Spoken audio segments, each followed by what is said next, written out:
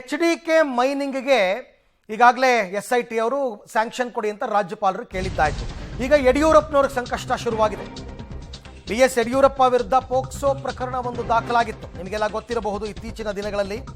ಅದರಲ್ಲಿ ಈಗಾಗಲೇ ಹೈಕೋರ್ಟ್ ಇವರಿಗೆ ಮಧ್ಯಂತರ ರಿಲೀಫ್ ಅನ್ನು ಕೊಟ್ಟಿತ್ತು ಯಡಿಯೂರಪ್ಪನವರಿಗೆ.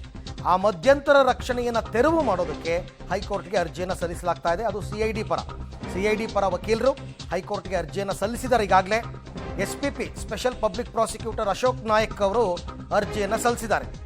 BSY ಅವರನ್ನು ಬಂಧಿಸದಂತೆ ಮಧ್ಯಂತರ ರಕ್ಷಣೆಯನ್ನು ಹೈಕೋರ್ಟ್ ಕೊಟ್ಟಿತ್ತು, ಅದನ್ನು ತೆರವು ಮಾಡಿ ಅಂತ ಮತ್ತೊಮ್ಮೆ ಅರ್ಜಿ ಹಾಕಿದ್ದಾರೆ. ಮಧ್ಯಾಹ್ನ 2:30ಕ್ಕೆ ಅರ್ಜಿ ವಿಚಾರಣೆ ಇದೆ. ತುರ್ತಾಗಿ ಇದನ್ನು ವಿಚಾರಣೆಗೆ ಎತ್ಕೋಬೇಕು ಅಂತ SPP ಅವರು ಕೋರ್ಟ್ಗೆ ಇವತ್ತು ಬೆಳಿಗ್ಗೆ ಮನವಿ ಮಾಡಿದ್ದಾರೆ.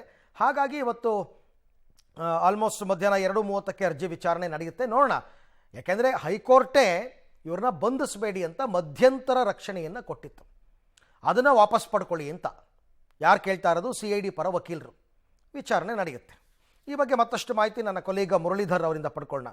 ಮುರಳಿ, ಹೈಕೋರ್ಟೇ ಯಡಿಯೂರಪ್ಪನವ್ರನ್ನ ಬಂಧಿಸಬೇಡಿ ಅಂತ ಮಧ್ಯಂತರ ರಕ್ಷಣೆಯನ್ನು ಕೊಟ್ಟಿತ್ತು. ಈಗ ಅದನ್ನು ರಿವೋಕ್ ಮಾಡಿ ಅಂತ ಮತ್ತೆ ಅರ್ಜಿ ಹಾಕಿರೋದನ್ನ ಕೋರ್ಟ್ ಪುರಸ್ಕರಿಸುತ್ತಾ ಏನಾಗಬಹುದು? ಅರವಿಂದ್, ಏನಂದ್ರೆ ಪ್ರಮುಖವಾಗಿ ಇವತ್ತು ಅದರ ದಿನಾಂಕವನ್ನು ನಿಗದಿಯನ್ನು ಮಾಡ್ಕೊಂಡಿದ್ರು. ಆದರೆ ಇವತ್ತು ಹೈಕೋರ್ಟ್ನ ಲಿಸ್ಟ್ನಲ್ಲಿ ಅದು ಇರಲಿಲ್ಲ.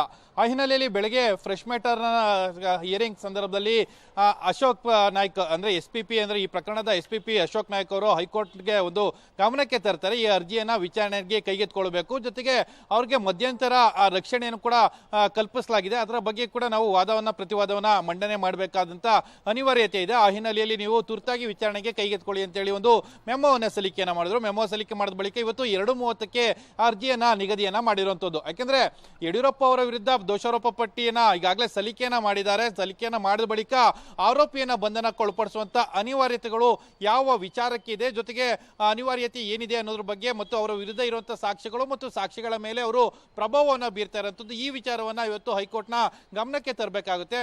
ಆ ಹಿನ್ನೆಲೆಯಲ್ಲಿ ಇವತ್ತು 2:30ಕ್ಕೆ ಅರ್ಜಿ ವಿಚಾರಣೆಗೆ ಬರ್ತಾ ಇದೆ. ಆ ಸಂದರ್ಭದಲ್ಲಿ ಯಾವ ರೀತಿಯ ಡೆವಲಪ್ಮೆಂಟ್ಗಳಾಗ್ತವೆ ಮತ್ತು ಹೈಕೋರ್ಟ್ ಅದನ್ನ ಯಾವ ರೀತಿಯಲ್ಲಿ ಪರಿಗಣನೆಗೆ ತೆಗೆದುಕೊಳ್ತದೆ ಅಥವಾ ಮುಂದಿನ ದಿನಾಂಕವನ್ನ ನಿಗದಿಯನ್ನೇ ಮಾಡಿ ವಿಚಾರಣೆಯನ್ನು ಮುಂದೂಡ್ತಾರಾ, ಇದೆಲ್ಲದ್ರ ಬಗ್ಗೆ ಕೂಡ ಸಾಕಷ್ಟು ಕುತೂಹಲವನ್ನ ಮೂಡಿಸಿರುವಂತದ್ದು. ಓಕೆ ಮುರಳಿ, ಥ್ಯಾಂಕ್ ಯು ತಮ್ಮೆಲ್ಲ ಮಾಹಿತಿಗೆ. ನೋಡೋಣ, ಅದು ಕೋರ್ಟ್ ವಿವೇಚನೆಗೆ ಬಿಟ್ಟಿದ್ದು, ನಾವ್ಯಾರು ಕೂಡ ಅದನ್ನ ಪ್ರೆಡಿಕ್ಟ್ ಕೂಡ ಮಾಡೋಕ್ಕಾಗಲ್ಲ. ಮಧ್ಯಾಹ್ನ ವಿಚಾರಣೆ ಆಗಲಿ, ನೋಡೋಣ ಏನಾಗುತ್ತೆ ಅಂತ.